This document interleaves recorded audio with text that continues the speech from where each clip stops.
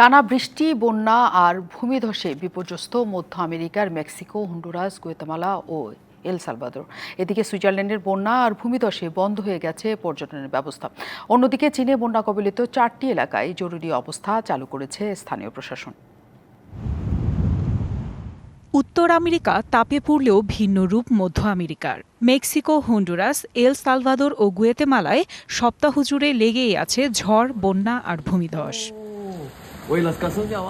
চলতি সপ্তাহে Honduras, El Salvador ও গুয়েতেমালায় দুর্যোগে অন্তত ৩০ জনের মৃত্যু হয়েছে। এর মধ্যে সবচেয়ে বেশি এল সালভাদরে ঘূর্ণিঝড়ে ১৯ জন মারা যান। মৌসুমী ঝড়ে দেশটিতে বাস্তুচ্যুত হয়েছে ২৫০০-এরও বেশি মানুষ। গুয়েতেমালার জাতীয় ব্যবস্থাপনা ও দুর্যোগ হ্রাস কর্তৃপক্ষের হিসাবে ভারী বৃষ্টিতে গৃহহীন প্রায় ৩৫০ বাসিন্দা। এছাড়া প্রায় ৩,০০০ ঘরবাড়ি, ২০০-রও বেশি রাস্তা ও ৩০টি স্কুলের ক্ষতি হয়েছে।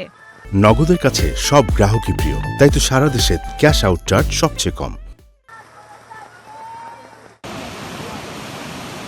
সুইজারল্যান্ডে বন্যা ও ভূমিধসে বিপর্যস্ত হয়ে পড়েছে বিস্তীর্ণ জনপদ। চিপিস ও অ্যানিভার্স অঞ্চলে সড়ক ও কয়েকটি সেতু ভেঙে বন্ধ হয়ে গেছে যোগাযোগ ব্যবস্থা। রাস্তা বন্ধ থাকায় বন্যা কবলিত এলাকাগুলোতে ভ্রমণ নিষিদ্ধ করা হয়েছে। ভ্যালাইসের পশ্চিম ক্যান্টনে ভারী বৃষ্টিপাতে বাসিন্দাদের নিরাপদ জায়গায় সরিয়ে নেওয়া হয়েছে।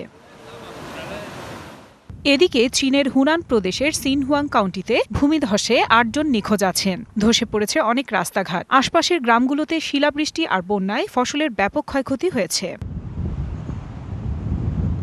আফসানা নীলা, ডিবিসি নিউজ ডেস্ক।